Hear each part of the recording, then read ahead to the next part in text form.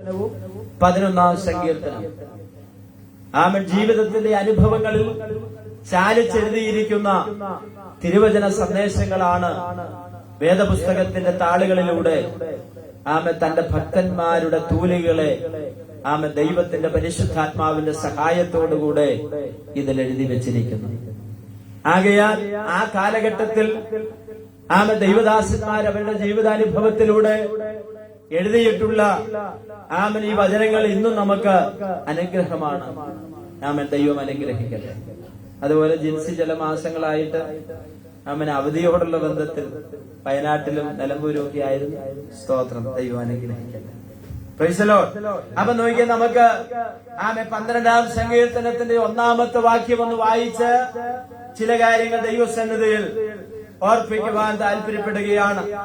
ദൈവത്തോടുള്ള തീവ്രമായ പ്രാർത്ഥനയും അതേസമയം ചുറ്റുമുള്ള സാമൂഹിക വ്യവസ്ഥയിലുള്ള വിലാപവുമാണ് ഈ സങ്കീർത്തനത്തിൽ കാണുവാൻ കഴിയുന്നത്.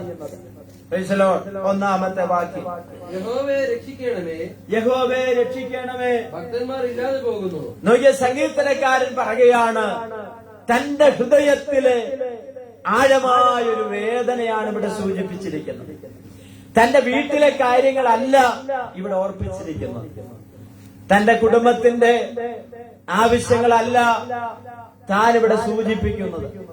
തന്റെ തലമുറകളുടെയോ തന്റെ ഭവനവുമായിട്ട് ബന്ധപ്പെട്ടിട്ടുള്ള ഒരു കാര്യത്തെ അല്ല ഇവിടെ സൂചിപ്പിച്ചിരിക്കുന്നത്. താനായിരിക്കുന്ന കാലഘട്ടത്തിൽ ആത്മീയ ഗോളത്തിലുണ്ടാകുന്ന ക്ഷീണകരമായിട്ടുള്ള ആത്മീയ ക്ഷീണം, ആത്മീയ ഗോളത്തിലുണ്ടായിരിക്കുന്ന ആ പരാജയങ്ങളിൽ താൻ ദൈവസന്നിധാനത്തിൽ അതൊന്ന് ചൂണ്ടിക്കാണിച്ച് ദൈവത്തോട് പ്രാർത്ഥിക്കുന്ന ഒരു പ്രാർത്ഥനയുടെ അനുഭവമാണ് ഇവിടെ കാണുവാൻ കഴിയുന്നത്. Price the Lord. നമ്മൾ സാധാരണ നമ്മുടെ ജീവിതത്തിൽ പ്രാർത്ഥനാ കൂട്ടായ്മകളിൽ, ആത്മീയ കൂട്ടായ്മകളിൽ പലപ്പോഴും നമ്മുടേതായിരിക്കുന്ന ഒത്തിരി ആവശ്യങ്ങളുമായിട്ടാണ് ദൈവസന്നിധിയിൽ നാം കടന്നു വരാറുള്ളത്. അത് തെറ്റല്ല, അതിന് തെറ്റു പറയാനും ഞാനാണല്ല. പക്ഷേ അതിൽ നിന്ന് വ്യത്യസ്തമായിട്ടുള്ള ഒരു ചിന്തയും മനോഭാവവുമാണ് ഈ സങ്കീർത്തനക്കാരന്റെ ഹൃദയത്തെ ഭരിക്കുവാനിടയായി തീർന്നിരിക്കുന്നത്. അതെന്താണെന്ന് ചോദിച്ചാൽ, ഒരിക്കൽ ഹന്ന ദൈവസന്നിധിയിൽ ഞാനിവിടെ പ്രാർത്ഥിച്ചപ്പോൾ മുഖവരിയായിട്ട് അതിന്റെ പ്രാരംഭത്തെങ്കിൽ എന്റെ ഹൃദയത്തിലേക്ക് ഓടി വന്നതാണ്, ഹന്നയെ പ്രാർത്ഥിക്കുവാൻ ആലയത്തിലേക്ക് കൊണ്ടുപോയ ദൈവത്തിന്റെ പരിശുദ്ധാത്മാവ് തന്റെ പ്രാർത്ഥനയ്ക്ക് മറുപടി കൊടുത്തു. തന്റെ പ്രാർത്ഥന എന്ന് പറയുന്നത് തനിക്കൊരു തലമുറ ഉണ്ടാകുക എന്നതിനേക്കാൾ അപ്പുറമായിട്ട് ആ കാലഘട്ടത്തിലുണ്ടായ ആത്മിക ക്ഷീണത്തെ പരിഹരിക്കുവാൻ ദൈവമേ എന്റെ ഉദരത്തിൽ ഒരു തലമുറയെ നീ എനിക്ക് തരണമെന്നുള്ളതാണ്. ഇതാണ് ഒരു ദൈവവൈതന്റെ ആത്മീക കാഴ്ചപ്പാടെന്ന് പറയുന്നത്. രണ്ട് കാഴ്ചപ്പാടുകളാണ്. ഒന്ന് ഭൗതികമായിട്ടുള്ള കാഴ്ചപ്പാടുകൾ, രണ്ട് ആത്മീയ കാഴ്ചപ്പാടുകൾ. രണ്ടും തെറ്റല്ല, രണ്ടും ശരി തന്നെയാണ്, രണ്ടും നമുക്ക് ആവശ്യമാണ്. എന്നാൽ ഇവിടെ സങ്കീർത്തനക്കാരൻ നമ്മളിൽ നിന്ന് വ്യത്യസ്തനാകുകയാണ്. യഹോവേ രക്ഷിക്കണമേ എന്ന് പറഞ്ഞാൽ എന്നെ എന്റെ മരണഭയത്തിൽ നിന്ന് വിടുവിക്കുക എന്നതിനേക്കാൾ അപ്പുറമായിട്ട് ആത്മീയ ഗോളത്തിന്റെ പരാജയങ്ങളെ കണ്ടുകൊണ്ട് വേദനിക്കുന്ന ഒരു ഭക്തനെയാണ് ഇവിടെ പരിശുദ്ധാത്മാവ് ചൂണ്ടിക്കാണിക്കുന്നത്. ഹന്നയുടെ പ്രാർത്ഥനയിൽ നിർബന്ധിതമായി താൻ പ്രാർത്ഥിക്കുമ്പോൾ തന്റെ തീരുമാനം എന്തെന്നറിയാമോ? ഏലി പുരോഹിതന്റെ കണ്ണെന്തിരിക്കുക, മങ്ങിത്തുടങ്ങിയിരിക്കുകയാണ്. ദൃശ്യമായിട്ടുള്ള ഈ കാണുന്ന അക്ഷരിക കണ്ണിനേക്കാൾ തന്റെ ആത്മീയ കാഴ്ചപ്പാടുകൾ മങ്ങിയിരിക്കുന്നു. ദൈവജനം ദൈവകൃപയിൽ നിന്ന് അന്യപ്പെട്ടു പോകുന്ന കാഴ്ചകൾ ആര് മനസ്സിലാക്കി? ഹന്ന മനസ്സിലാക്കി. ഏലിയുടെ കാലം കഴിഞ്ഞാൽ ഈ ജനത്തെ ന്യായപാലനം ചെയ്തുകൊണ്ട് നേരെ നടത്തുവാൻ, അവർക്ക് ഉപദേശങ്ങൾ കൊടുക്കുവാൻ, അവരെ നല്ല നിലയിൽ ദൈവിക വഴിയിലൂടെ കൊണ്ടുപോകുവാൻ വേണ്ടി ഒരു തലമുറയെ ദൈവമേ എനിക്ക് നൽകി തരണമെന്നുള്ള ഒരു പ്രാർത്ഥനയും തീരുമാനവുമാണ് തന്നെ ആലയത്തിൽ കൊണ്ടെത്തിച്ചത്. ആ പ്രാർത്ഥനയ്ക്ക് ഒരു പ്രചോദനം കൊടുക്കുവാൻ അവിടുത്തെ ഉപദേശി മടി കാണിച്ചു. തന്റെ ഹൃദയത്തിലെ വേദനകൾ മനസ്സിലാക്കുവാൻ ആർക്ക് കഴിഞ്ഞില്ല? ഏലി ഉപദേശിക്ക് കഴിഞ്ഞില്ല. അവളുടെ ഹൃദയത്തിലെ നൊമ്പരങ്ങൾ തിരിച്ചറിയുവാൻ ആലയത്തിൽ പാർക്കുന്ന ഏലി പുരോഹിതന് കഴിഞ്ഞില്ല. പ്രാർത്ഥിക്കുന്ന പ്രാർത്ഥനയ്ക്ക് വേണ്ടി വന്നിരിക്കുന്ന ആ സഹോദരി എന്ത് ചെയ്യാണ്? നിരാശപ്പെടുത്തുന്ന ചില വാക്കുകളാണ് എവിടെ നിന്നുണ്ടായത്? പുരോഹിതനിൽ നിന്നുണ്ടായത്. ഞാൻ ചോദിക്കട്ടെ, നിങ്ങൾ പ്രാർത്ഥിക്കുന്ന പ്രാർത്ഥനയെ കുറിച്ച് ഞാൻ വിമർശിച്ചാൽ പിന്നെ നിങ്ങളൊരു തീരുമാനമെടുക്കും. എന്നോട് പറഞ്ഞില്ലെങ്കിലും, അടുത്തിരിക്കുന്ന ആരോടും നിങ്ങൾ പറഞ്ഞില്ലെങ്കിലും നിങ്ങളൊരു തീരുമാനമെടുക്കും. ഈ പാസ്റ്റ് പോകുന്നിടം വരെ ഇനിയും ഞാൻ എന്ത് ചെയ്യത്തില്ല? പറഞ്ഞാട്ടെ, പ്രാർത്ഥിക്കത്തില്ല. സ്തോത്രം. പക്ഷെ ഈ സഹോദരി എന്താ ചെയ്തെന്നറിയാമോ? ഏലി അവിടെ ഇരുന്ന് പറയുകയാണ്, ഇവൾ വീഞ്ഞു കുടിച്ച് മത്തയായി ലഹരിയായിട്ട് വന്നിരിക്കുകയാണെന്നൊക്കെ പറഞ്ഞിട്ടു ഇവൾ പ്രാർത്ഥന നിർത്തി പോയില്ല. എന്താ കാരണമെന്നറിയാമോ? അവൾക്കൊന്നറിയാമായിരുന്നു, എന്നെ അറിയുന്ന ഒരു ദൈവം ഉയരത്തിലുണ്ട്. ആ ദൈവം എന്റെ പ്രശ്നങ്ങൾക്ക് പരിഹാരം വരുത്തുന്ന ദൈവമാണെന്ന് അവളുടെ ഹൃദയത്തിൽ അവൾക്കൊരു ഉറപ്പുണ്ടായിരുന്നു. ആരെല്ലാം നിന്നെ നിരാശപ്പെടുത്തിയാലും, ആരെല്ലാം നിന്നെ വിമർശിച്ചാലും, ആരെല്ലാം നിനക്കെതിരെ നിന്നാലും, ആരെല്ലാം നിന്നെ വെല്ലുവിളിച്ചാലും, ഇന്ന് പകലിൽ ഞാൻ വിളിച്ചു പറയാം, ആ സ്വർഗത്തിലെ ദൈവത്തെ കണ്ടിറങ്ങിയ നീ നിരാശപ്പെടുകയില്ല. പലപ്പോഴും നമ്മുടെ കാഴ്ചപ്പാടുകൾ മാറുമ്പോഴാണ് നമ്മൾ നിരാശപ്പെടുന്നത്. അവരെന്നെ സഹായിച്ചില്ല, അവരെന്റെ കഷ്ടത്തിൽ എന്ത് ചെയ്തില്ല? പങ്കാളികളായില്ല. അവരെന്നെ കണ്ടില്ല, അവർ കാണാത്തവരെ പോലെ പോയി എന്നൊക്കെ നമ്മുടെ ജീവിതത്തിലുള്ള നിരാശയുടെ വാക്കുകൾ എപ്പോഴാ വരുന്നതെന്നറിയാമോ? ദൈവമാണ് എന്നെ വിളിച്ചതെന്നുള്ള മറന്ന് നമ്മൾ യാത്ര ചെയ്യുമ്പോഴാണ് ആ വാക്കുകൾ നമുക്ക് നിരാശയായി മാറുന്നത്. സ്തോത്രം. ഞാൻ പറഞ്ഞു വന്നത്, ഇവിടെ സങ്കീർത്തനക്കാരൻ പറയുകയാണ്, യഹോവേ അങ്ങെന്ത് ചെയ്യണമേ? രക്ഷിക്കണമേ. എന്താ കാരണം എന്നറിയാമോ? അടുത്ത വാക്യം വായിച്ചാൽ, ഭക്തന്മാർ ഇല്ലാതെ പോകുന്നു. നോക്കിയ ചുറ്റുമുള്ള സാഹചര്യങ്ങൾ വളരെ മോശമാണ്. എന്ന് പറഞ്ഞാൽ ദൈവിക വഴിയിൽ നടക്കേണ്ട ആളുകളുടെ എണ്ണം കുറഞ്ഞു പോകുന്നു. യഹോവേ രക്ഷിക്കണമേ എന്ന് പറയുമ്പോൾ താൻ ആയിരിക്കുന്ന സാഹചര്യത്തിൽ ദൈവിക വഴിയിലൂടെ യാത്ര ചെയ്യുന്ന ആളുകളുടെ എണ്ണം എന്ത് ചെയ്യുന്നു? കുറഞ്ഞു പോകുന്നു. ഇല്ല എന്നുള്ളതല്ല അതിന്റെ അർത്ഥം. ദൈവത്തെ അറിയുന്നവരും ദൈവിക വഴിയിൽ നടക്കുന്നവരുടെയും എണ്ണം കുറഞ്ഞു പോകുന്നു എന്നുള്ള യാഥാർത്ഥ്യം താൻ തിരിച്ചറിയുകയാണ്. അതുകൊണ്ട് താൻ പറയുകയാണ്, യഹോവേ എന്ത് ചെയ്യണമേ? രക്ഷിക്കണമേ. അടുത്ത് പറയുകയാണ്, ഭക്തന്മാർ ഇല്ലാതെ പോകുകയാണ്. അവരുടെ എണ്ണം എന്ത് ചെയ്യുന്നു? കുറഞ്ഞു. ആരാണ് ഭക്തന്മാർ? നമ്മുടെയൊക്കെ ഒരുപക്ഷെ വീക്ഷണത്തിൽ, കാഴ്ചപ്പാടിൽ ഭക്തന്മാർ എന്ന് പറയുന്നത് എന്നെ പോലെ ക്ലീൻ ഷേവ് ചെയ്ത്, നിങ്ങൾ വിശ്വാസികളായതുകൊണ്ട് ക്ലീൻ ഷേവ് ചെയ്തില്ല, കട്ട മീശയൊക്കെ വെച്ച് സുന്ദരന്മാരും സുന്ദരിമാരും ഒക്കെ ആയിട്ട് നിങ്ങൾ വന്നിരിക്കുക. സ്വതന്ത്രം. കഴിഞ്ഞ ദിവസം ഞങ്ങൾ പാസ്റ്റർമാരുടെ ഇടയിൽ തമിഴ്നാട്ടിൽ പ്രവർത്തിച്ച ഒരു ദൈവദാസനെ കണ്ടു. തമിഴ്നാട്ടിൽ. അപ്പൊ തമിഴ്നാട്ടിൽ മീശയ്ക്കും താടിക്കും ഒന്നും പ്രശ്നമില്ല. കേരളത്തിൽ അത് ഇച്ചിരി അംഗീകരിച്ചുകൊണ്ട് പോകാൻ പാസ്റ്റർമാരുടെ ഇടയിൽ ഇച്ചിരി പ്രശ്നം. അപ്പൊ പുള്ളി നല്ല കട്ടമീശയൊക്കെ വെച്ച് അവിടുത്തെ സ്റ്റൈലിൽ എന്ത് ചെയ്ത് വന്നത്. അപ്പൊ പറഞ്ഞു, പക്ഷെ അത് മീശയൊക്കെ ഒന്ന് എടുത്തിട്ട് എന്ത് ചെയ്യുന്നു? ക്ലിയർ ആയിട്ട്. സ്തോത്രം. അപ്പൊ ഞാൻ പറഞ്ഞത്, നമ്മുടെ ഡ്രസ്സിങ്ങിലോ നമ്മുടെ ഒരുക്കത്തിലോ അല്ല ഭക്തന്മാരെ കാണും. ചിലര് കരുതുന്ന വെള്ളയും കറുപ്പും ഒരു ഭക്തന്റെ വേഷം. വെള്ളയും കറുപ്പും തെറ്റുന്നു. ഇനി പരമാവധി ആരാധനയ്ക്ക് വെള്ള ഇട്ടാൽ അതൊരു ചന്തമാണ്. എന്താ? നിങ്ങൾ ചീപ്പിയങ്കാരുടെ ഹോളിൽ ഞായറാഴ്ച ആരാധനയ്ക്ക് പോയിട്ടുണ്ടോ? എന്ത് ഭംഗിയാ കാണാൻ. എല്ലാം വെള്ള വസ്ത്രധാരികളായിട്ട് അവര് സ്തോത്രം. നമുക്ക് അങ്ങനെ ഒരു നിർബന്ധമോ അങ്ങനെ ഒരു ചടങ്ങൊന്നുമില്ല. പക്ഷേ അത് കാണാനൊരു ഭംഗിയാണ്, ഒരു ചന്തമാണ്.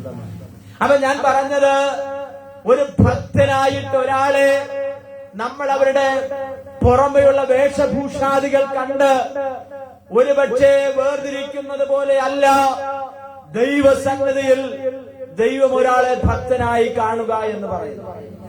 എന്നാൽ മാന്യമായിട്ട് ഒരാൾ അയ്യേ എന്നും അയ്യോ എന്നും പറയാത്ത തരത്തിൽ മാന്യമായി വരുന്നത് അതൊരു അനുഗ്രഹം. ദൈവസന്നിധിയിൽ അതെന്താണ്? ഒരു അനുഗ്രഹമാണ്. നോക്കിയേ, ആരാണ് ഈ ഭക്തന്മാർ? ആചാരങ്ങൾ അനുഷ്ഠിക്കുന്ന എല്ലാവരും എന്തല്ല?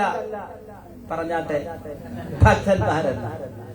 ആചാരങ്ങളും അനുഷ്ഠാനങ്ങളും ഒന്നുപോലും വിട്ടുകളയാതെ 41 ദിവസമുള്ള നോയമ്പും, പിന്നെ ഇപ്പൊ എനിക്ക് ഒന്ന് മുട്ട കൂട്ടാനുള്ള പ്രമാണം ഉണ്ട്. പണ്ട് മുട്ട തൊടാൻ പാടില്ല. മറ്റുള്ള ഒരുപാട് ആചാരങ്ങൾ ഉണ്ടായിരുന്നു. പെന്തക്കോസ്തുകാരുടെ ഇടയിലും ഇല്ലാതൊന്നുമില്ല. സ്തോത്രം. എന്നാൽ ഇങ്ങനെയുള്ള ആചാരങ്ങളല്ല ഭക്തിയുടെ സ്തോത്രം അനുഭവം എന്ന് പറയുന്നത്. പിന്നെ എന്താണ്? ദൈവത്തോട് ഭയവും ഭക്തിയും ഉള്ളവരായിരിക്കും. എന്താണ്? ഒന്ന്, നമ്മുടെ ഭക്തിയുടെ ഒന്നാമത്തെ പ്രത്യേകത എന്ന് പറയുന്നത് ആചാരാനുഷ്ഠാനങ്ങളോ വേഷഭൂഷാദികളോ അല്ല. അതിന്റെ അപ്പുറത്ത് ദൈവത്തോടുള്ള ഭയവും ഭക്തിയും നമ്മുടെ അകത്തുണ്ടായിരിക്കും. എന്താണ് ദൈവത്തോടുള്ള ഭക്തിയും ഭയവും? ചിലർ ആരാധനയ്ക്ക് വന്നാൽ പോലും കാലിൽ കാൽ കയറ്റി വെച്ചിരിക്കുന്ന ആളുകളുണ്ട്. ഇടയ്ക്ക് നിങ്ങളുടെ കാല് കഴിക്കുമ്പോ വെക്കുന്ന കാര്യമല്ല ഞാൻ പറഞ്ഞു. ഇടയ്ക്ക് നമ്മൾ കുറെ നേരം ഇരുന്ന് കഴിയുമ്പോ ഒരു കാലിനോടൊരു കാല് വന്ന സമയം എന്നാ പിന്നൊന്ന് കാണട്ടെ എന്ന് പറഞ്ഞുള്ള ഇരിപ്പുണ്ടല്ലോ. എന്നാ പിന്നൊന്ന് കാണട്ടെ എന്ന് പറഞ്ഞുള്ള നമ്മുടെ മനോഭാവമുണ്ടല്ലോ. ഇവിടെ ദൈവത്തിന്റെ സാന്നിധ്യമുണ്ട്. ഇവിടെ രൂപവും കൂടും കാണാൻ പറ്റുന്ന സാധനങ്ങളൊന്നും ഇവിടെ ഇല്ലെങ്കിലും കർത്താവിന്റെ നാമത്തിൽ കൂടി വരുന്നവരുടെ നടുവിൽ എന്തുണ്ട്? ദൈവം വന്നിട്ടുണ്ട്. Price the Lord. വിശ്വസിക്കുന്ന ദൈവമക്കൾ കർത്താവിന് സ്തോത്രം ചെയ്താട്ട്. ഹല്ലേലൂയ. ഭയം എന്ന് പറയുന്നത് ഒരു പേടിയിൽ നിന്നുണ്ടാകേണ്ടതല്ല. മാതാപിതാക്കളോട് കുഞ്ഞുങ്ങൾക്ക് ഭയമുണ്ട്.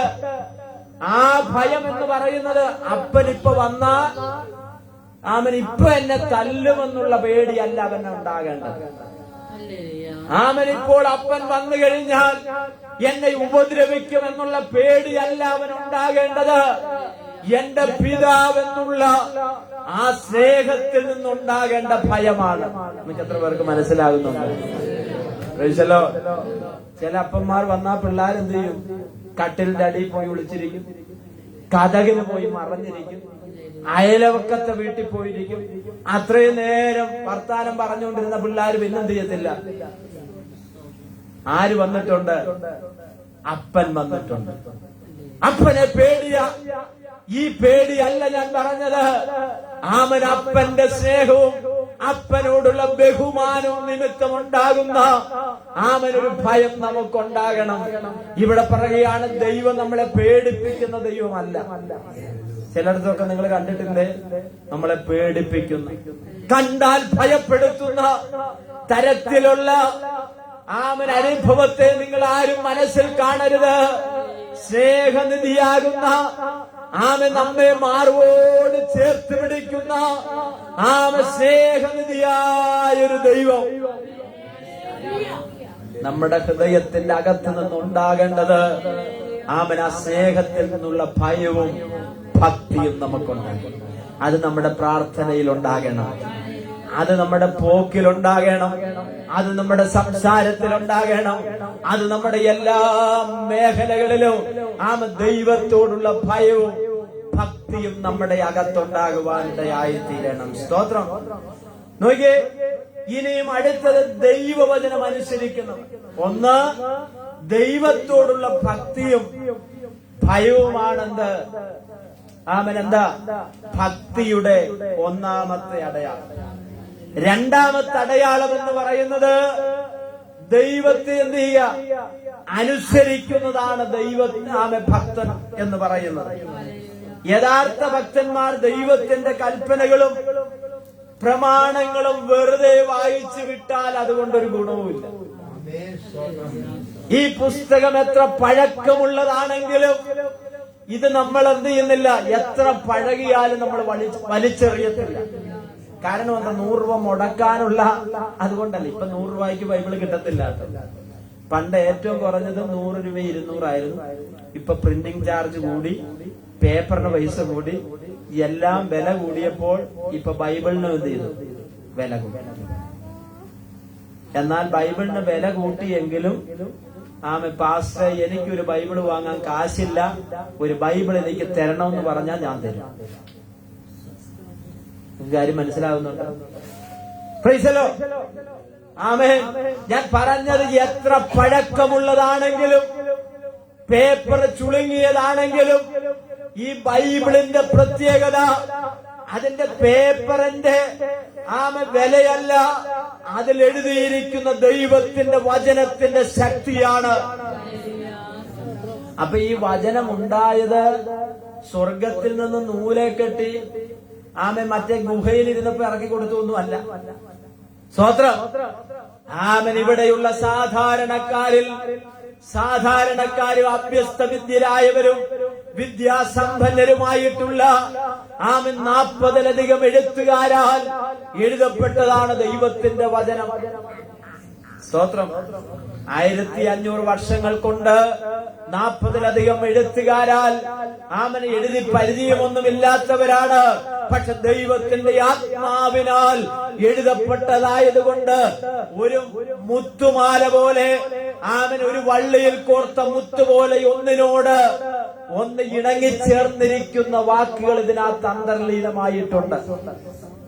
അതുകൊണ്ട് ഉൽപ്പത്തി, പുറപ്പാട്, ലേവ്യ, സംഖ്യ, ആവർത്തനം, യോശുവ എന്ന് പറഞ്ഞ് വെളിപ്പാട് വരെ ഈ വചനസാഗരം മുൻപോട്ട് പോവുകയാണ്. എത്ര പുസ്തകങ്ങളുണ്ട്? 66. സ്തോത്രം. 66 പുസ്തകങ്ങളുടെ പുസ്തക സഞ്ചയമാണ് വിശുദ്ധ ബൈബിൾ എന്ന് പറയുന്നത്. Price the Lord. ഇത് മനുഷ്യന്റെ കണ്ടുപിടുത്തമല്ല. സ്തോത്രം. ഇത് കെട്ടിയിറക്കിയതല്ല. മനുഷ്യന്റെ ഹൃദയങ്ങളിൽ ദൈവത്തിന്റെ ആത്മാവ് മാനവജാതിക്ക് പ്രമാണിക്കുവാനും അനുസരിക്കുവാനും കൊടുത്ത വിശുദ്ധ ബൈബിളാണിത്. ഇതേ തൊട്ടാൽ കണ്ണുപൊട്ടുകയൊന്നുമില്ല. ഇതേ തൊട്ടാൽ, പണ്ട് എന്റെ ചെറുപ്പത്തിൽ നിങ്ങൾ കേട്ടിട്ടുണ്ടോന്ന് അറിയത്തില്ല, അന്യമതസ്ഥർ ഞങ്ങളുടെ ഗ്രന്ഥത്തെ തൊട്ടാൽ എന്ത് പറ്റും? കണ്ണ് പൊട്ടുമെന്ന് പഠിപ്പിക്കുന്ന ആളുകളുണ്ട്. അപ്പൊ അങ്ങനെ കണ്ണ് പൊട്ടുകയാണെങ്കിൽ പൊട്ടട്ടെ എന്ന് എഴുതി ഞാൻ എന്ത് ചെയ്തു? അയൽവക്കത്ത് ഞങ്ങളുടെ ഒരു മുസ്ലിം വീടുണ്ട്. ഞാൻ പറഞ്ഞു, നീ ആ ഖുറാൻ കൊണ്ടുവരാൻ. സോറി, അവൻ ആ പുസ്തകം കൊണ്ടുവരാൻ വേണ്ടി പറഞ്ഞു. ഞാൻ തൊടുക മാത്രമല്ല, അത് വായിച്ചു. പിന്നെ അത് പഠിക്കാൻ വേണ്ടി എന്റെ ലൈബ്രറിയിൽ കുറെ നാൾ എനിക്ക് ഒരു അച്ചായൻ ആ പുസ്തകം തന്നു. ദൈവകൃപയാൽ കണ്ണ് പൊട്ടിയില്ല. ഇപ്പൊ ഇച്ചിരി കണ്ണിന് ഒരു ചെറിയ കാഴ്ച കുറവുണ്ട്. അത് ഞാൻ ഡോക്ടറെ കണ്ടു ചോദിച്ചു, പറഞ്ഞു, പക്ഷെ ഇതിന് മരുന്നൊന്നും ഒഴിക്കാനില്ല, ഇത് ഈ ഓരോ പ്രായം വരുമ്പോ ഉണ്ടാകുന്ന വെള്ളെഴുത്തെന്നൊക്കെ പറയുന്ന ഒരു സംഭവമാണ്, അതിന് വേണമെങ്കിൽ ഒരു ഗ്ലാസ് വെച്ചോളാം. എങ്കിലും ഞാൻ പരമാവധി വെക്കാതെ എന്ത് ചെയ്യാം, മുന്നോട്ട് പോകുക. സ്തോത്രം. അപ്പൊ ഞാൻ പറഞ്ഞതിന്റെ കാരണം ഇങ്ങനെ കണ്ണ് പൊട്ടിക്കുന്നതോ പൊട്ടുന്നതോ അല്ല വേദപുസ്തകം. നിനക്ക് നിന്റെ ഹൃദയത്തിന് കാഴ്ചപ്പാടുകൾ നൽകി തരുന്നതാണ് വിശുദ്ധ തിരുവചനം. Praise the lord. ആമേൻ. ഇത് വായിച്ചാൽ നിന്റെ ഹൃദയദൃഷ്ടി പ്രകാശിക്കും. ഇത് വായിച്ചാൽ നീ ദൈവത്തോടു കൂടി അടുക്കും. ഇത് വായിച്ചാൽ ദൈവ വഴിയിലേക്ക് നീ പോകും. ഇത് വായിച്ചാൽ നിന്റെ പാപ സ്വഭാവങ്ങളെ വിട്ടുതിരിഞ്ഞ് ആമേൻ ദൈവത്തിൽ വിശ്വാസമുള്ളവനായിട്ട് നീ മാറും. Praise the Lord. അതാണ് ഇതിന്റെ പ്രത്യേകത. അപ്പൊ ഒന്ന് ആമേൻ ഭക്തന്മാർ ആരാണ്?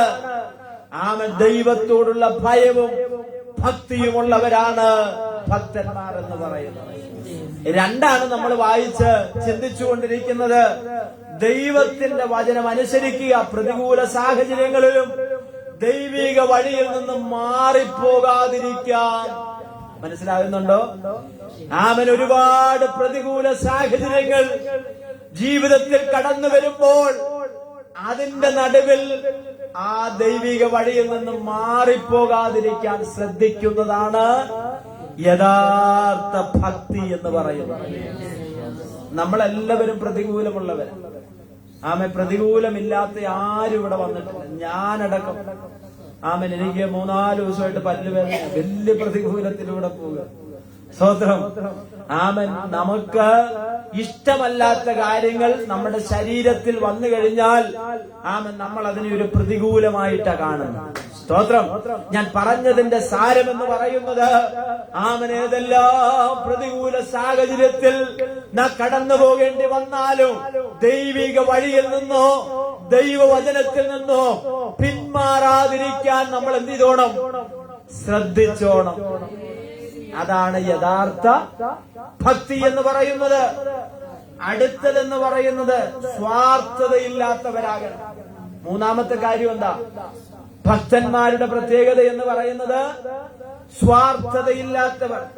ഹീബ്രു ഭാഷയിൽ അതിന് പറയുന്നത് ഹസീദ് എന്നാണ്. എന്താണ് ഹസീദ് എന്ന വാക്കാണ് ഉപയോഗിച്ചിരിക്കുന്നത്. അർത്ഥം ദൈവത്തിന്റെ ദയയും വിശ്വസ്തതയും നിറഞ്ഞവരായിരിക്കും. ഹീബ്രു ഭാഷയിൽ ഹസീദ് എന്നാണ് അതിന്റെ അർത്ഥം. ദൈവത്തിന്റെ ദയയും വിശ്വസ്തതയും നിറഞ്ഞവരായിരിക്കണമെന്നുള്ളതാണ്. മറ്റുള്ളവരോട് കനിവും സ്നേഹവും ആവശ്യമുള്ളവരിലേക്ക് ആവശ്യമുള്ള സമയത്ത് കാണിക്കുന്നതാണ് എന്താണ് വിശ്വസ്തത എന്ന് പറയുന്നത്. ഇനി ഒരാളെ ഒന്ന് ചൂണ്ടിക്കാണിച്ച് പെട്ടെന്ന് ഞാൻ ഇരുന്നു കൊള്ളാം. ദാനിയേൽ പ്രവാചകന്റെ പുസ്തകത്തിലേക്ക് നമുക്കൊന്ന് വരാം. 6-ാം അധ്യായത്തിന്റെ 4-ാമത്തെ വാക്യം. ദാനിയേൽ പ്രവാചകന്റെ പുസ്തകം 6-ാം അധ്യായത്തിന്റെ 4-ാമത്തെ വാക്യം ഒന്ന് വായിച്ചാൽ. ആകയാൽ അധ്യക്ഷന്മാരും പ്രധാന ദേശാധിപതിമാരും രാജ്യം സംബന്ധിച്ച് ദാനിയേലിന് വിരോധമായി കാരണങ്ങൾ കണ്ടെത്തുവാൻ അന്വേഷിച്ചു. എന്നാൽ യാതൊരു കാരണവും കുറ്റവും അവർക്ക് എന്ത് ചെയ്തില്ല? കഴിഞ്ഞില്ല. പ്രിയമുള്ളവരെ ശ്രദ്ധിക്കണം. മേദ്യ പാർസ്യ സാമ്രാജ്യത്തിലെ അന്നത്തെ നാടുവാഴിയും രാജഭരണം ചെയ്യുന്ന ആളാണ് ആര്? ദാര്യാവേശ്. നിങ്ങൾ കേട്ടിട്ടുണ്ട്. ദാര്യാവേശ് എന്ന് പറയുന്ന രാജാവ് മേദ്യ പാർസ്യ സാമ്രാജ്യങ്ങൾ ഭരണം നടത്തിക്കൊണ്ടിരുന്ന ഒരു രാജാവാണ്. ആ രാജാവ് ഈ രാജ്യങ്ങളെ ഒന്ന് സുഗമമായിട്ടുള്ള നടത്തിപ്പിനു വേണ്ടി 3 അധ്യക്ഷന്മാരെ തിരഞ്ഞെടുത്തു. ആ 3 അധ്യക്ഷന്മാരിൽ പ്രവാസിയായി വന്നിട്ടുള്ള ഈ മനുഷ്യനെയും കൂടി ആരെ? ദാനിയേലിനെയും കൂടി സെലക്ട് ചെയ്യപ്പെട്ടു. ആ 3 അധ്യക്ഷന്മാരിൽ ഒരുവനായിട്ട് തെരഞ്ഞെടുക്കപ്പെട്ട ദാനിയേലിന്റെ പ്രത്യേകത അവൻ ദൈവിക പ്രമാണം ഉള്ളവനായിരുന്നു എന്നുള്ളതാണ്. ഇനിയും അടുത്ത കാര്യം എന്ന് പറയുന്നത് ഈ 3 അധ്യക്ഷന്മാരിൽ ശ്രേഷ്ഠനായിട്ട് വിളങ്ങുവാൻ ദാനിയേലിന് കഴിഞ്ഞു. കാരണമെന്ന് പറയുന്നത് ഈ ദാര്യാവേശ് രാജാവ് ഏൽപ്പിച്ചിട്ടുള്ള ഉത്തരവാദിത്തങ്ങൾ, ദൗത്യങ്ങൾ നിറപടിയായിട്ട് ഭംഗിയോടും നന്നായിട്ടും ചെയ്യുവാൻ ആമൻ താൻ തയ്യാറായി എന്നുള്ളതാണ്. അതുകൊണ്ട് ബൈബിൾ ഇങ്ങനെയാണ് പറയുന്നത്. 6-ാം അധ്യായത്തിന്റെ ആരംഭവാക്യങ്ങളിൽ 3 അധ്യക്ഷന്മാരിൽ അവൻ ആരായിട്ട് വിളങ്ങി? ആമൻ സ്തോത്രം. ഒന്ന് വായിച്ചാട്ട് അതിന്റെ 6-ന്റെ 3-ാമത്തെ വാക്യം. എന്നാൽ ദാനിയേൽ ഉത്കൃഷ്ട മാനസനായി ആയിരുന്നത് കൊണ്ട് അവൻ അധ്യക്ഷന്മാരിലും പ്രധാന ദേശാധിപന്മാരിലും വിശിഷ്ടനായി വിളങ്ങി. തന്നെ പോലെ ഉത്തരവാദിത്തം ഏൽപ്പിച്ചിട്ടുള്ള പലരും അവിടെ ഉണ്ടെങ്കിലും താൻ അവരെക്കാൾ വിശിഷ്ടനായിട്ട് വിളങ്ങാനിടയായി തീർന്നു. എന്താ കാരണമെന്നറിയാമോ?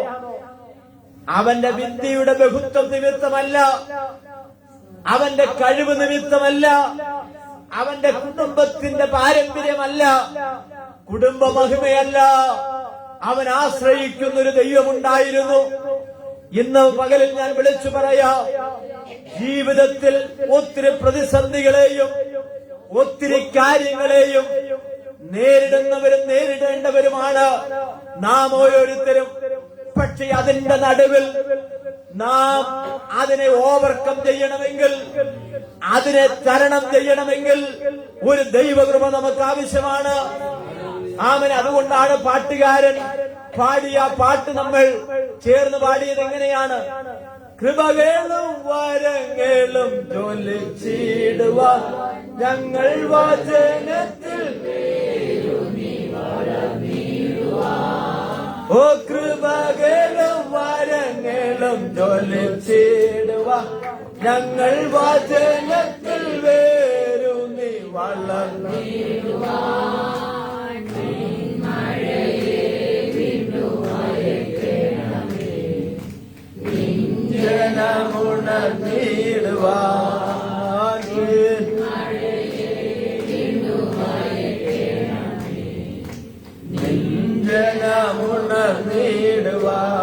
നോക്കിയേ. അപ്പോൾ കൃപകളും വരങ്ങളും ജ്വലിച്ചിടുവാൻ എന്ത് ചെയ്യണം? ഞങ്ങൾ വചനത്തിൽ എന്ത് ചെയ്യണം? വേരൂന്നണം. ഈ വേരൂന്നിയിട്ടുള്ള വൃക്ഷങ്ങൾ അങ്ങനൊന്നും കടപുഴകി എന്ത് ചെയ്യത്തില്ല, വീഴത്തില്ല. ആമേൻ. എന്താ കാരണം എന്നറിയാമോ? നമുക്ക് കാണാൻ പറ്റത്തില്ലെങ്കിലും അതിന്റെ ചില വേരുകൾ ആഴത്തിലേക്ക് പോയിട്ടുണ്ട്. കാറ്റടിക്കാഞ്ഞിട്ടല്ല, പ്രതിസന്ധികൾ ആ മരത്തിന് നേരെ ആഞ്ഞടിക്കാഞ്ഞിട്ടല്ല, ആ പ്രതിസന്ധികളുടെ നടുവിൽ അതിനെ പിടിച്ചു നിൽക്കാൻ അതിനെ സഹായിക്കുന്നത് അതിന്റെ ശക്തമേറിയ തായ്വേരുകളാണ്. ഇന്ന് പകൽക്കാലം ഞാൻ വിളിച്ചു പറയാം, വിശ്വാസത്തിൽ ഒത്തിരി കാറ്റുകൾ എനിക്കും നിങ്ങൾക്കും നേരെ ആഞ്ഞടിച്ചെങ്കിലും തകർന്നു പോകാതെ നിൽക്കുന്നതിന്റെ കാരണം ദൈവത്തിന്റെ കൃപയാണെന്ന് ആ കരങ്ങൾ ഉയർത്തി ദൈവത്തിന് സ്തോത്രം ചെയ്ത് നന്ദിയോടെ ദൈവത്തിന് സ്തോത്രം പറോ. ഹല്ലേലൂയ. ഒത്തിരി പേര് വിശ്വാസവീരന്മാർ പട്ടുപോയിട്ടുള്ളൊരു പടക്കളത്തിലാണ് ഞാൻ നിങ്ങളുമായിരിക്കുന്നത്. നമ്മളെക്കാൾ വിശ്വാസമുള്ളവർ, പാരമ്പര്യം പറയുവാനുള്ളവർ, ശക്തിയോടെ ദൈവത്തിന് വേണ്ടി എരിഞ്ഞിട്ടുള്ളവർ, ആമെ പട്ടുപോയിട്ടുള്ളൊരു പോർക്കളത്തിലാണ് ഞാൻ നിങ്ങളുമായിരിക്കുന്നത്. സ്തോത്രം. ആമെ ശത്രു, ആമെ സ്തോത്രം. എങ്ങനാ? വായ് പിളർന്നുകൊണ്ട് എന്ത് ചെയ്യുക? വിഴുങ്ങുവാൻ നടക്കുകയാണ്. ആരെ വിഴുങ്ങേണ്ടു എന്ന് ആമെ ചുറ്റി തിരിഞ്ഞുകൊണ്ട് നടക്കുന്ന അതിന്റെ നടുവിൽ ദൈവം അവന്റെ വായിൽ നമ്മളെ എന്ത് ചെയ്തില്ല? ഏൽപ്പിച്ചു കൊടുത്തില്ല എന്നുള്ളതാണ്. യൂദ ഇങ്ങനെയാണ് പറയുന്നത്, നിൽക്കുന്നു എന്ന് തോന്നുന്നവൻ വീഴാതിരിപ്പാൻ സൂക്ഷിക്കട്ടെ. Praise the lord. അപ്പൊ നോക്കി ഇവിടെ പറയുകയാണ് ആ വാക്യം, 3-ാമത്തെ വാക്യം. എന്നാൽ ദാനിയേൽ ഉത്കൃഷ്ട മാനസനായിരുന്നത് കൊണ്ട് അധ്യക്ഷന്മാരിലും പ്രധാന ദേശാധിപന്മാരിലും. നോക്കിയ ദേശാധിപതികൾ 120 പേരുണ്ട്. എത്ര പേരുണ്ട്? 120 പേര്. അധ്യക്ഷന്മാർ എത്ര പേരുണ്ട്? 3 പേര്. അപ്പം മൊത്തം എത്രയായി? 120 + 3 = 123 പേര്. ഈ 123 പേരിൽ വിശിഷ്ടനായിട്ട് ആര് വിളങ്ങി? ആര് വിളങ്ങി? ദൈവമക്കൾ ഒച്ചത്തിലൊന്ന് പറഞ്ഞാട്ടെ. ദാനിയേൽ വിളങ്ങി. അടുത്ത വാക്യം വായിച്ചാട്ടെ. ദേശാധിപന്മാരിലും വിശിഷ്ടനായി വിളങ്ങി. രാജാവ് അവനെ സർവ്വ രാജ്യത്തിനും അധികാരിയാക്കുവാൻ വിചാരിച്ചു. നോക്കിയേ, ഈ കാരണത്താൽ രാജാവായിരിക്കുന്ന ദാരിയാവേശ് ഒരു തീരുമാനമെടുക്കുവാൻ ഇടയാകുകയാണ്. ഇവനെ സകലത്തിനും എന്ത് ചെയ്തേക്കാം? അധികാരിയാക്കി. നമ്മളൊരു ഉത്തരവാദിത്വം ഒരാളെ ഏൽപ്പിച്ച് ആ ആളത് നന്നായി ചെയ്താൽ പിന്നെയും നമ്മൾ പറയും നിങ്ങൾ തന്നെ ഇരിക്കാൻ ഇല്ലേ? ഇന്ന് നമ്മൾ എന്ത് ചെയ്യാ? ഉത്തരവാദിത്വം വീണ്ടും നമ്മള് ഏൽപ്പിക്കാൻ വേണ്ടി പോകും. അപ്പൊ നമ്മൾ ഈ ഉത്തരവാദിത്വം ഏൽപ്പിക്കുന്ന ആളുകൾക്ക് ഏറൊക്കെ കിട്ടും. ഏറ് കിട്ടാനും പെറുപെറുപ്പ് അങ്ങോട്ട് മാറി. ആ പുള്ളി ഏൽപ്പിച്ചപ്പോ തൊട്ട് പുള്ളി ഇങ്ങനെ ഒത്തിരി കാര്യങ്ങൾ നമ്മൾ എന്ത് ചെയ്യും? നമ്മളല്ലെങ്കിലും പലരും എന്ത് ചെയ്യും? നമ്മളൊരു കാര്യം മനസ്സിലാക്കണം. ഏറ് കിട്ടാനും വഴക്ക് കേൾക്കാനും ഒക്കെ സഹിഷ്ണുതയും സമർപ്പണവും ഉള്ളവരെ ആ സ്ഥാനത്ത് എന്ത് ചെയ്യാവും എന്ന് പറഞ്ഞാട്ടെ. ഫലമുള്ള മാവിന് എന്ത് ചെയ്യും? ഏറ് കിട്ടും. മാങ്ങയില്ലാത്ത മാവേൽ എറിയുന്നവനെ കണ്ടാൽ ആൾക്കാർ പറയും അവന് തലയ്ക്ക് സ്തോത്രം. അപ്പൊ ഏറ് കിട്ടുന്നുണ്ടെങ്കിൽ ഓർത്തോണം, അവൻ എന്തൊക്കെയോ ഫലങ്ങൾ എന്നിൽ നിന്ന് പുറപ്പെടുന്നുണ്ട്. ഒരേറും കിട്ടുന്നില്ലെങ്കിൽ ഓർത്തോണം, ഒന്നും എന്ത് ചെയ്യുന്നില്ല. Price the lord. അപ്പൊ ഞാൻ പറഞ്ഞു വന്ന ഭാഗത്തേക്ക് വരാം. ആകയാൽ അതിന്റെ 4-ാമത്തെ വാക്യം, ആകയാൽ അധ്യക്ഷന്മാരും പ്രധാന ദേശാധിപന്മാരും രാജ്യം സംബന്ധിച്ച് ദാനിയേലിന് വിരോധമായി കാരണം കണ്ടെത്തുവാൻ രാജാവിന്റെ അകത്ത് ഒരു തീരുമാനമെടുക്കാനുള്ള ഒരു പ്രത്യേക നിമിഷത്തിലെത്തിയിരിക്കുന്ന രാജാവിന്റെ മുൻപിൽ ഈ ദാനിയേലിനെ അങ്ങനെ ഒരു നടക്ക് എന്ത് ചെയ്യാൻ പാടില്ല, വിടാൻ പാടില്ല. ദാനിയേലിനെ ഒരു നടക്ക് വിടാൻ പാടില്ല. നമ്മുടെ ഭാഷയിൽ പറഞ്ഞു. അതിനവരെന്താ ചെയ്തെന്നറിയാമോ? അത് നമ്മൾ വായിക്കുന്ന ആകയാൽ അധ്യക്ഷന്മാരും പ്രധാന ദേശാധിപതിമാരും രാജ്യം സംബന്ധിച്ച് ഇവര് ഒറ്റക്കെട്ടായി. ഇവരെന്ത് ചെയ്യുന്നറിയാമോ? ഈ 122 പേരും അതുവരെ വലിയ അഭിപ്രായമൊന്നുമില്ലായിരുന്നു. പക്ഷെ ഒരു വിഷയം വന്നപ്പോ അവരായി ഒന്നിച്ചു. സ്വത്രം ദോഷത്തിനാണെങ്കിലും ഗുണത്തിനാണെങ്കിലും അവരെ ഒന്നിച്ചല്ലോ. സഭകളിലും അങ്ങനെയൊക്കെ ഇവിടെ ഇല്ലെങ്കിലും പലയിടത്തും ഞാന് ചിലരൊക്കെ ചിരിക്കുന്നുണ്ട്. ഞാൻ പറഞ്ഞു മനസ്സിലാകുന്നുണ്ടോ? 122 പേരും ഒന്നിച്ചുകൂടി എന്തിനു വേണ്ടിയാണെന്നറിയാമോ? ദാനിയേലിനെതിരെ അവനെന്ത് ചെയ്യണം? ചില കുതന്ത്രങ്ങൾ മെനയണം. വായിച്ചാട്ടെ. ദാനിയേലിന് വിരോധമായി കാരണം കണ്ടെത്തുവാൻ അന്വേഷിച്ചു. നോക്കിയ കാരണങ്ങൾ നേരെ ചൊവ്വ പോകുന്നവരെ കാണുമ്പോ ഇച്ചിരി അസുഖം. നമ്മുടെ ഭാഷയിൽ പറഞ്ഞാൽ ആ പുള്ളിയെ കൊണ്ട് ഒരു ഉപദ്രവവും ഇല്ല, ആ പുള്ളിയെ കൊണ്ട് ഒരു ശല്യവും ഇല്ല, പുള്ളി ഗുണത്തിനുമില്ല ദോഷത്തിനും ഇല്ലേ? ലാബാൻ ആരെ പിന്തുടരുന്നു? ആരെ പിന്തുടർന്നു? യാക്കോബിനെ പിന്തുടർന്നു. എന്താ കാരണം? ഒരു ചെറിയ വിഗ്രഹമായിട്ടാണ് ആര് പോകുന്നത്? റാഹേൽ പോകുന്നത്. ഇവര് പോയി കഴിഞ്ഞ് കുറച്ചു കഴിഞ്ഞ് നോക്കിയപ്പോഴാണ് എന്തില്ല, വിലപിടിപ്പുള്ള ആ വസ്തു കാണാനില്ല. അവ ലാബാൻ എന്ത് ചെയ്തു? അവിടെ നിന്ന് പുറപ്പെടുകയാണ്. ആരെ എതിരിടാൻ? യാക്കോബിന്. എന്നാൽ അവന്റെ യാത്രയിൽ ദൈവം ഇടപെട്ടു. നീ ഗുണമോ ദോഷമോ എന്ത് ചെയ്തത്? സ്വത്രം. അവൻ ദൈവം ചില സന്ദർഭങ്ങളിൽ ഇടപെടും. രാജാക്കന്മാരോട് ഇടപെടും, രാജ്ഞിമാരോട് ഇടപെടും, നമ്മളോട് ഓരോരുത്തരോടും ദൈവം ഇടപെടും. ചിലപ്പോ നമ്മുടെ വീട്ടിലെ ഭാര്യമാരിലൂടെ ഇടപെടും. നിങ്ങൾ വെറുതെ വഴക്കിനൊന്നും പോകണ്ട, നിങ്ങൾ നിങ്ങളുടെ കാര്യം നോക്കി. ആര് പറയും? വീട്ടിലെ അമ്മാമ്മ പറയും. വീട്ടിലെ അമ്മാമ്മയിലൂടെ ആര് പറയിക്കുക? ദൈവം പറയിക്കുക. പക്ഷെ അച്ചായമാരെന്ത് ചെയ്യത്തില്ല. ഹല്ലേലൂയ. ഇവിടുത്തെ കാര്യമല്ല, ഒന്ന് സ്വത്രം പറഞ്ഞു. ചില വഴക്കാളികളായിട്ടുള്ള അമ്മാവന്മാരുണ്ട്, ഇവിടുത്തെ കാര്യമല്ല സഹോദരൻ. അപ്പൊ അച്ഛന്മാര് പറഞ്ഞു, നീ ഒന്ന് മിണ്ടായിരിക്കും, നീ ഒന്ന് മിണ്ടായിരിക്കും. ആരിലൂടെ പറയുക? അച്ചായന്മാരിലൂടെ ദൈവം ഇടപെടും. ഒരു ദിവസം പിലാത്തോസിന്റെ ഭാര്യ വന്ന് ആരോട് പറയുക? പിലാത്തോസിനോട് പറയുകയാണ്, നീ അവന്റെ കാര്യത്തിൽ എന്ത് ചെയ്ത്? കഴിഞ്ഞ രാത്രിയിൽ ദൈവം എന്ത് ചെയ്തു? ഇടപെട്ടു. ആരോട്? പിലാത്തോസിന്റെ ഭാര്യയോട്. ഞാൻ പറഞ്ഞ രാജാവിന്റെ കൊട്ടാരത്തിലും ദൈവം സംസാരിക്കും. Price the Lord. ദൈവത്തിന്റെ ഇടപെടലുകളെ തടഞ്ഞു വെക്കുവാൻ ലോകത്തിലുള്ളൊരു ശക്തിക്ക് കഴിയത്തില്ലെന്ന് പറഞ്ഞതിന്റെ സാരം ഇതാണ്. രാജാവിന്റെ കൊട്ടാരത്തിൽ രാജാവിന്റെ ഭാര്യയിലൂടെ ദൈവം ഇടപെടുവാനിടയായിരുന്നു. അങ്ങനെ ഭാര്യ വന്ന് പിലാത്തോസിനോട് പറഞ്ഞു. അതുകൊണ്ടാണ് പിലാത്തോസ് എന്ത് ചെയ്യുന്നറിയാമോ? ആമ കൈ കഴുകി, ഞാൻ ഈ കുറ്റത്തിൽ എനിക്കൊരു പങ്കുമില്ല. Price the Lord. ആമൻ ഇന്ന് ഞാൻ പറഞ്ഞതിന്റെ വാസ്തവ സത്യം എന്ന് പറയുന്നത്, ആമൻ ചില സന്ദർഭങ്ങളിൽ ദൈവം നമ്മുടെ ഹൃദയത്തോട് ഇടപെടുന്നത് ദൈവമാണ് ഇടപെടുന്നതെന്ന് ഞാൻ നിങ്ങൾ തിരിച്ചറിയുവാനുള്ള കൃപ പ്രാപിക്കണം. ചില സന്ദർഭങ്ങളിൽ നമ്മൾ മൗനമായിരുന്നേ പറ്റുകയുള്ളൂ.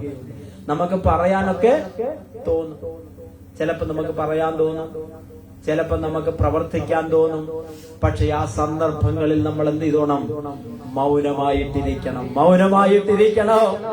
ആമേൻ, സ്തോത്രം. ദൈവത്തിന്റെ പ്രവൃത്തിയെ നമ്മൾ തിരിച്ചറിയുവാൻ കഴിയണം. അപ്പൊ നോക്കിയേ, ഇവരൊരു കാരണം കണ്ടെത്തുവാൻ അന്വേഷണം ആരംഭിച്ചു. ആർക്കെതിരെ? ഒരു ദൈവഭക്തനായി ജീവിക്കുന്ന ആമൻ ഒരു മനുഷ്യനെതിരെ അവരെന്ത് ചെയ്യുകയാണ്? കാരണം അന്വേഷിക്കുവാൻ ആരംഭിച്ചു. പക്ഷേ അവിടെ വായിക്കുന്ന എന്താണ്? യാതൊരു കാരണവും കുറ്റവും കണ്ടെത്തുവാൻ ആർക്ക് കഴിഞ്ഞില്ല. മിടുക്കന്മാരായ ആമൻ ഈ പ്രധാന ദേശാധിപതിമാർക്കും തന്നോടുകൂടെയുള്ള 2 അധ്യക്ഷന്മാർക്കും കഴിഞ്ഞില്ല എന്നുള്ളത് വാസ്തവം.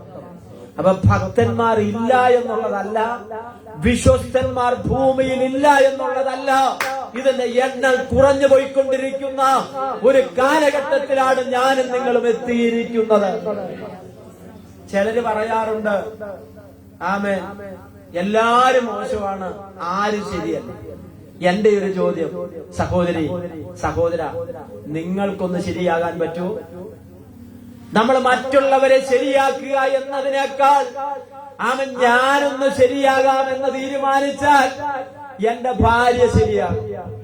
എന്റെ ഭാര്യ ശരിയായാൽ ഭർത്താവ് നേരെയാകും, മാതാപിതാക്കൾ നേരെയായാൽ മക്കൾ നേരെയാകും, മക്കൾ നേരെയായാൽ മാതാപിതാക്കൾ നേരെയാകും. ഇതൊന്നിനോടൊന്ന് കണക്ട് ചെയ്യപ്പെട്ടിരിക്കുകയാണ്. ഞാൻ നേരെയായാൽ എന്റെ കുടുംബം നേരെയാകും, എന്റെ കുടുംബം നേരെയായാൽ എന്റെ സഭ നേരെയാകും. എത്ര പേർക്ക് മനസ്സിലാകുന്നുണ്ട്? അപ്പൊ നേരെയാകേണ്ടത് ആരാണ്? ഞാനാണ് നേരെയാകേണ്ടത്. ആമേൻ. നമ്മുടെ നെഞ്ചോടാ കൈവച്ച് നമുക്കൊന്ന് പറയാം, ഞാനാണ് നേരെയാകേണ്ടത്. നിങ്ങളല്ല നേരെയാകേണ്ടത്, അതിന് മറിച്ച് ഞാനാണ് നേരെയാകേണ്ടത്. ഇച്ചിരി ബുദ്ധിമുട്ടാണ് നമുക്കത് പറയാം. നിങ്ങൾ പിണങ്ങി ഇല്ല, പിണങ്ങിയില്ല. സ്വതം. അപ്പൊ ഞാൻ പറഞ്ഞത് നോക്കിയേ, ആമൻ ഒരു കുറ്റവും കാരണം കണ്ടെത്തുവാൻ അവർക്ക് എന്ത് ചെയ്തില്ല, കഴിഞ്ഞില്ല. അടുത്തതും കൂടി വായിച്ചു നമുക്ക് നിർത്താം. അവൻ വിശ്വസ്തനായിരുന്നതുകൊണ്ട് ഒരു തെറ്റും കുറ്റവും അവനിൽ കണ്ടെത്തിയില്ല. അപ്പോൾ ആ പുരുഷന്മാർ നാം ഈ ഒരു കുറ്റവും അവനിൽ കണ്ടെത്തിയില്ല എന്ന് പറഞ്ഞ ഒരഴിമതി ആരോപിക്കാൻ ആരില്ല. അഴിമതി ആരോപിക്കാൻ ആരിൽ അവർക്ക് കാണാൻ പറ്റിയില്ല. പാലത്തിന്റെ പണി നടന്നപ്പോൾ ഇത്ര ലക്ഷം രൂപ ഈ ഉദ്യോഗസ്ഥൻ എന്ത് ചെയ്തില്ല, അപഹരിച്ചില്ല. ഇന്ന് അഴിമതിക്ക് കൂട്ടുനിന്നില്ലെങ്കിൽ ട്രാൻസ്ഫർ ഉറപ്പ്. അഴിമതിക്ക് കൂട്ടുനിന്നില്ലെങ്കിൽ ട്രാൻസ്ഫർ കൊടുക്കും. കൈക്കൂലി വാങ്ങിയില്ലെങ്കിൽ, കൂട്ടത്തിലൊത്തു പോയില്ലെങ്കിൽ പണി നമ്മുടെ ഭാഷയെ പറഞ്ഞാൽ പാലും വെള്ളത്തിൽ കിട്ടും. പക്ഷേ ആമൻ ദൈവത്തിന് വേണ്ടി നിൽക്കുന്നയാള് ആമൻ ഈ ദാനിയേൽ എന്ത് ചെയ്യുന്നറിയാമോ? ആമൻ വിശ്വസ്തനാണെന്ന് ആര് പറയുകയാണ്? ബാക്കിയുള്ള ആളുകൾ പറയുകയാണ്. ഒരു തെറ്റും കുറ്റവും അവനിൽ കണ്ടെത്തിയില്ല. അടുത്ത വാക്യം, 8-ാമത്തെ വാക്യം, 5-ാമത്തെ വാക്യം. അപ്പോൾ ആ പുരുഷന്മാർ നാം ഈ ദാനിയേലിന്റെ നേരെ അവന്റെ ദൈവത്തിന്റെ ന്യായപ്രമാണം സംബന്ധിച്ചുള്ളതല്ലാതെ ഇനിയിപ്പോ അവനെതിരെയുള്ള കുറ്റം എന്താ പറയാ? അഴിമതി കാണാനില്ല, പിന്നെന്തില്ല, വീഴ്ച കാണാനില്ല, മറ്റൊരു നെഗറ്റീവും തന്നെ കുറിച്ച് എന്ത് ചെയ്യാനില്ല. നിങ്ങളൊന്ന് ആലോചിച്ചു, ഒരു മനുഷ്യന്റെ ജീവിതത്തിൽ മറ്റൊരു മനുഷ്യൻ പെട്ടെന്ന് ചൂണ്ടിക്കാണിക്കുന്നത് അവന്റെ വീഴ്ചയാണോ അവന്റെ ഉയർച്ചയാണോ? വീഴ്ചയാണ്. അവന്റെ നെഗറ്റീവാണോ പോസിറ്റീവാണോ? അവൻ നല്ല മനോഹരമായ ഒരു കാർ ആ റോട്ടിൽ കിടപ്പുണ്ട്. പക്ഷെ അതിന്റെ പുറകു സൈഡിൽ ഇച്ചിരി എന്ത് ചെയ്തിട്ടുണ്ട്? ചളങ്ങിയിട്ടുണ്ട്, അല്ലെങ്കിൽ പെയിന്റ് പോയിട്ടുണ്ട്. ആദ്യം കാണുന്നത് എന്താണ്? കാര്യം മനസ്സിലാകുന്നുണ്ട്? അപ്പോൾ ഒരു മനുഷ്യന്റെ വീക്ഷണത്തിൽ അവൻ എത്ര നല്ല കാര്യം ചെയ്താലും അവന്റെ ജീവിതത്തിൽ വരുന്നൊരു നെഗറ്റീവ്, ഒരു വീഴ്ചയാണ് മറ്റുള്ളവർ ചൂണ്ടിക്കാണിക്കുന്നത്. എന്നതുപോലെ ദാനിയേലിന്റെ ജീവിതത്തിൽ ഒരു വീഴ്ചയും നെഗറ്റീവും ചൂണ്ടിക്കാണിക്കാനില്ലാതിരുന്നു. അപ്പൊ പിന്നെ അവരെങ്ങോട്ട് തിരിഞ്ഞെന്നറിയാമോ? അവന്റെ ന്യായപ്രമാണം സംബന്ധിച്ച്, അവന്റെ വിശ്വാസം സംബന്ധിച്ച്, അവന്റെ ആത്മീയ കാര്യങ്ങളിലേക്ക് അവരെന്ത് ചെയ്യുക? തിരിയുക. എന്താ വായിച്ചാട്ടെ, ഒന്ന് വായിച്ചാട്ടെ. ന്യായപ്രമാണം സംബന്ധിച്ചല്ലാതെ മറ്റൊരു കാരണവും കണ്ടെത്തുകയില്ല എന്ന് ആര് പറഞ്ഞു? അവര് തമ്മിൽ പറഞ്ഞു. ഇപ്പൊ അവരാകെ നിരാശപ്പെട്ടിരിക്കുക. ഈ പുള്ളി ഒന്ന് താഴെ ഇറക്കാൻ വേണ്ടിയാണ് ഇവരെ കുറ്റം അന്വേഷിച്ച് എന്ത് ചെയ്തത്? നടന്നത്. പക്ഷെ അങ്ങനെയുള്ള കുറ്റമൊന്നും ഈ പ്രിയപ്പെട്ട ദാനിയേലിന് കാണാൻ കഴിഞ്ഞു. പിന്നെ അവര് നോക്കി, അപ്പൊ ന്യായപ്രമാണം സംബന്ധിച്ചല്ലാതെ മറ്റൊരു കുറ്റവും കാണാനില്ലെന്ന് ഇവരെന്ത് ചെയ്യുക? തമ്മിൽ പറഞ്ഞു. ചില കാര്യങ്ങൾ നമ്മൾ എന്ത് ചെയ്യാറുണ്ട്? തമ്മിൽ പറയാറുണ്ട്. ഞാൻ വന്ന് ചാർജ് എടുത്ത സമയത്ത് പറഞ്ഞൊരു കാര്യമുണ്ട്. തമ്മിൽ പറയുന്നതിന് കുഴപ്പമൊന്നുമില്ല. പക്ഷെ എന്റെ കയ്യിൽ നിന്ന് കിട്ടേണ്ട സഭാപരമായിട്ടോ ആത്മീയപരമായിട്ടുള്ള ഒരു ഉത്തരമാണെങ്കിൽ നിങ്ങൾ തമ്മിൽ പറഞ്ഞുകൊണ്ടിരുന്നാൽ അതിന് ഉത്തരം കിട്ടത്തില്ല. അല്ലെങ്കിൽ മറ്റേ വിശ്വാസിയെ വിളിച്ച് എടാ പാസ് എന്താണ് അങ്ങനെ പറഞ്ഞെന്ന് ചോദിച്ചാൽ പുള്ളിക്കും അറിയത്തില്ല. ഞാൻ പറഞ്ഞ മനസ്സിലാകുന്നുണ്ടോ? ആ സമയത്ത് പാസ്റ്ററെ വിളിച്ചിട്ട് ചോദിക്കണം, പാസ്റ്ററെ അത് പറഞ്ഞത് എന്തുകൊണ്ടാണെന്ന് ചോദിച്ചാൽ അതെന്താണെന്നുള്ളത് ഞാൻ എന്ത് ചെയ്യും? അല്ലെങ്കിൽ നിങ്ങൾ പറയുന്ന ആള് തെറ്റായ ഉത്തരം പറയും, കേൾക്കുന്ന ആള് തെറ്റായ ഉത്തരം കേട്ട് എന്ത് ചെയ്യും? മാനസികമായിട്ട്. അപ്പൊ ഞാൻ പറഞ്ഞതിന്റെ കാരണം അത് നമുക്ക് സംതൃപ്തി തരുന്നതല്ല. സ്തോത്രം. അപ്പൊ നോക്കി, അവന്റെ ആത്മീയ കാര്യത്തിലേക്ക് തിരിഞ്ഞു. ന്യായപ്രമാണം സംബന്ധിച്ചല്ലാതെ മറ്റൊരു കാരണവും കണ്ടെത്തിയില്ല. അങ്ങനെ അധ്യക്ഷന്മാരും പ്രധാന ദേശാധിപതിമാരും രാജാവിന്റെ അടുക്കൽ ബന്ധപ്പെട്ട് ചെന്ന് ഉണർത്തിച്ച് എങ്ങനാണെങ്കിലും അവനെ വിടാൻ പാടില്ല. എങ്ങനാണെങ്കിലും അവനെ ഒരു നടക്ക് എന്ത് ചെയ്യാൻ പാടില്ല? നമ്മുടെ ഭാഷയെ പറഞ്ഞാൽ അവനെ വിടാൻ പാടില്ല. പുറകെ കൂടി. അങ്ങനെ രാജാവിന്റെ അടുക്കൽ ചെന്ന് അവര് പറയുകയാണ്, ഇനി നിങ്ങൾ വായിക്കേണ്ട 30 ദിവസത്തേക്ക് എന്താ ആ രാജാവിനോടല്ലാതെ എന്ത് ചെയ്യാൻ പാടില്ല? തിരുമേനി. സ്തോത്രം. തിരുമേനിയോടല്ലാതെ ആരോടും എന്ത് ചെയ്യരുത്? പ്രാർത്ഥിക്കുക. ഇവനെ കൊടുക്കാനുള്ള ചില വഴികൾ ആരൊരുക്കുക? സ്തോത്രം.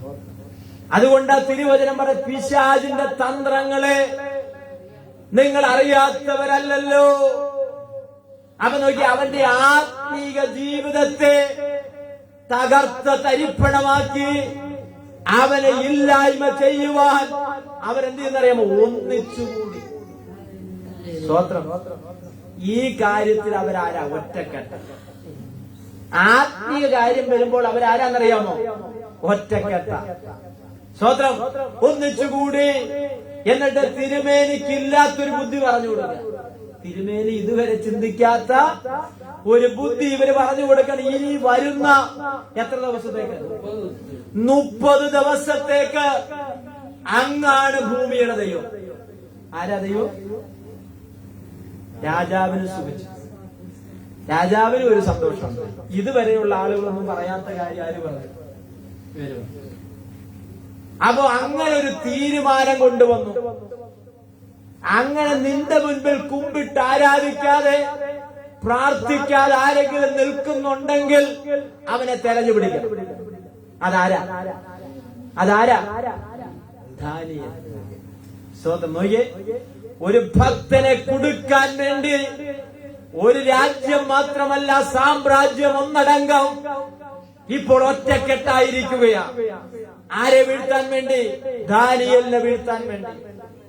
ആമൻ അങ്ങനെ വീണ് നമസ്കരിക്കാൻ തയ്യാറല്ലെങ്കിൽ അങ്ങനെയുള്ളവരെ എവിടെ കൊണ്ടുപോയിടണം? എവിടെ കൊണ്ടുപോയിടണം? സിംഹത്തിന്റെ ഗുഹയിലിടണം. സിംഹത്തിന്റെ കയ്യിൽ കെട്ടിയ വെറുതെ വിടും. സ്വോത്രം. സിംഹത്തെ കണ്ടിട്ടുള്ളവരൊക്കെ ഒന്ന് കൈവക്കി. കൈവൊക്കെ ഒരു രസത്തിലാണ്. കാണാത്തവരാണല്ലോ കൂടുതൽ. നിങ്ങൾ അച്ചായന്മാരോട് പറയണം, ഈ ആഴ്ച തന്നെ എന്ത് ചെയ്യണം? സിംഹം ഉള്ളിടത്ത് അവരെ ഒന്ന് കൊണ്ടുപോയി കാണിക്കണം.